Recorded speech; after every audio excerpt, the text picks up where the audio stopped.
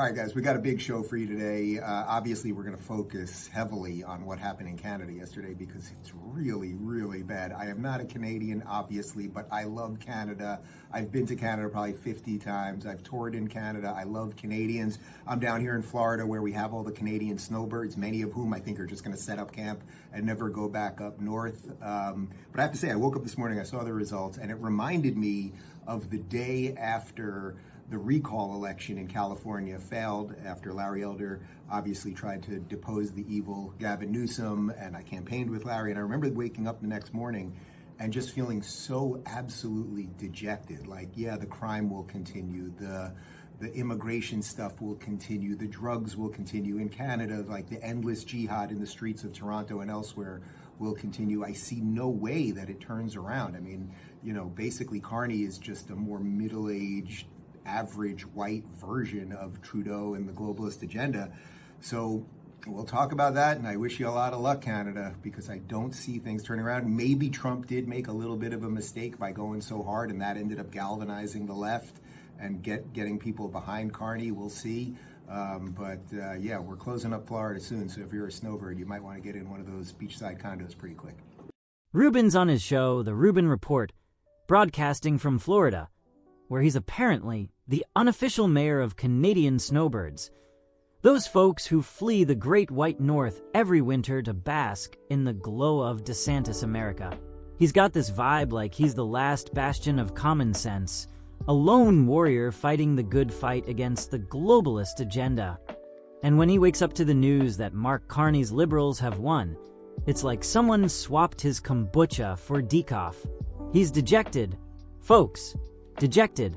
He compares it to the day after the failed California recall election, when Larry Elder, yes, that Larry Elder, the guy who thinks regulations are just hugs from the government you didn't ask for, couldn't unseat Gavin Newsom. Rubin's out here acting like Canada's election is a personal betrayal, like he personally toured the country 50 times, shaking hands, kissing babies, and preaching the gospel of free markets, only to have Canadians spit in his face by voting for, gasp, a liberal. Now, let's unpack this, because Rubin's take is a masterclass in hyperbole, the kind of thing you'd expect from a guy who thinks globalist is a personality trait.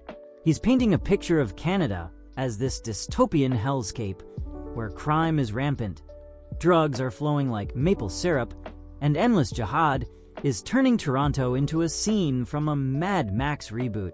Toronto, the city where the most violent thing you'll encounter is a debate over whether pineapple belongs on pizza. It doesn't, but that's beside the point. This is peak Rubin. Take a kernel of truth, wrap it in a burrito of exaggeration, and deep fry it in outrage. And then, just for kicks, he throws in a jab at Mark Carney, calling him a middle-aged average white version of Trudeau. Ouch, Dave. Did you come up with that zinger while power walking through a gated community in Boca Raton? Let's start with the election itself, because this wasn't just a win, it was a political resurrection so miraculous it makes Lazarus look like he was just taking a nap. The Liberals were done 6 months ago. Done. Justin Trudeau, the man who once charmed the world with his progressive swagger and perfectly tousled hair, had become a political punching bag. Polls had the Conservatives, led by Pierre Poilievre, cruising to victory on a platform of axe the tax and Canada's broken. Trudeau was out, resigning in January 2025 after his approval ratings sank lower than a submarine in a kiddie pool. Enter Mark Carney, the technocrat's technocrat, a guy who's steered economies through crises like the 2008 financial crash and Brexit without breaking a sweat. Carney steps in, the election gets called, and suddenly Donald Trump, yes, that Donald Trump, decides to make Canada his personal piñata, slapping tariffs on Canadian goods and tweeting or Truth Social NG, because apparently that's still a thing, that Canada should be the 51st state. And just like that, the election becomes a referendum on Canadian sovereignty, and the Liberals ride a wave of maple-scented patriotism to victory. And Rubin? He's not buying it. He's sitting in Florida, surrounded by snowbirds who are probably just trying to enjoy their margaritas in peace, and he's acting like Canada just voted to join the Soviet Union. He's all. Crime will continue. Drugs will continue. The endless jihad in Toronto will continue. Oh, Dave, tell me you've been to Toronto without telling me you've never been to Toronto. This is a city where the biggest scandal is a raccoon stealing someone's garbage, not some apocalyptic jihad. And the crime and drugs thing? Sure, Canada's got issues. Every country does. But Rubin's painting it like Toronto's one bad day away from becoming Gotham City, with Carney as the Joker cackling over a pile of fentanyl.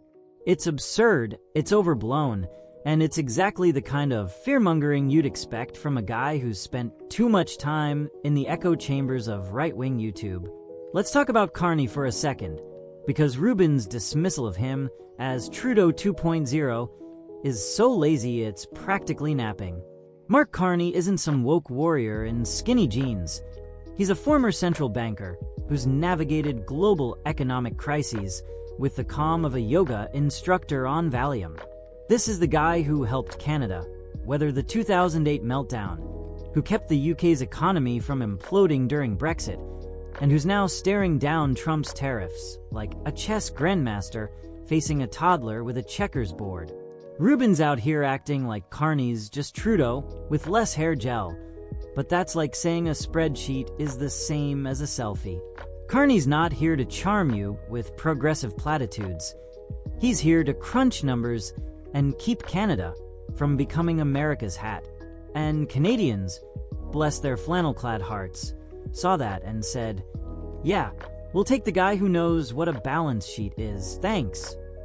But Rubin's not interested in nuance. Nuance is his kryptonite. He's got this narrative that Canada's doomed because the Liberals won, and he's sticking to it like a toddler clutching a lollipop. He's all. The globalist agenda will continue. Oh, Dave, you say globalist, like it's a four-letter word. What does that even mean? Is Carney secretly plotting to replace poutine with quinoa? Is he gonna make everyone wear UN-branded hockey jerseys? The globalist agenda is just a catch-all boogeyman for people like Rubin, who see anything that doesn't involve building a wall or cutting taxes for billionaires as a betrayal of freedom. Meanwhile, Carney's out here trying to navigate a trade war with a guy who thinks tariff is just a fancy word for winning. And let's talk about Trump's role in this, because Rubin grudgingly admits that maybe, just maybe, Trump's unhinged meddling in the Canadian election backfired. You think, Dave? Trump's out here tweeting that Canada should be the 51st state, calling Trudeau a governor, like he's auditioning for a remake of The Handmaid's Tale, and slapping tariffs on Canadian goods like he's playing economic whack-a-mole. And Canadians, who are generally too polite to tell you your breath stinks, were like, excuse me, sir, but we'd rather not be annexed. Trump's antics didn't just galvanize the left. They galvanized everyone who likes living in a country that's not just Florida with worse weather.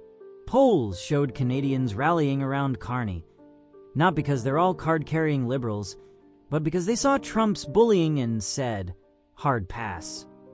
But Rubin's not here to give credit where credit's due.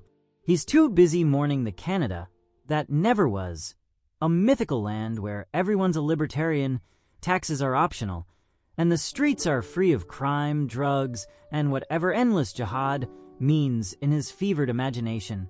He compares it to the California recall election, where he campaigned for Larry Elder and woke up dejected when Newsom won. Oh, Dave, I'm sorry your feelings got hurt when California decided they didn't want a talk radio host running the state. But let's be real. Your vision of Canada sounds like a gated community in Florida, where the only immigrants are snowbirds with condos and the only crime is someone forgetting to tip their caddy. Canada's not Florida, Dave.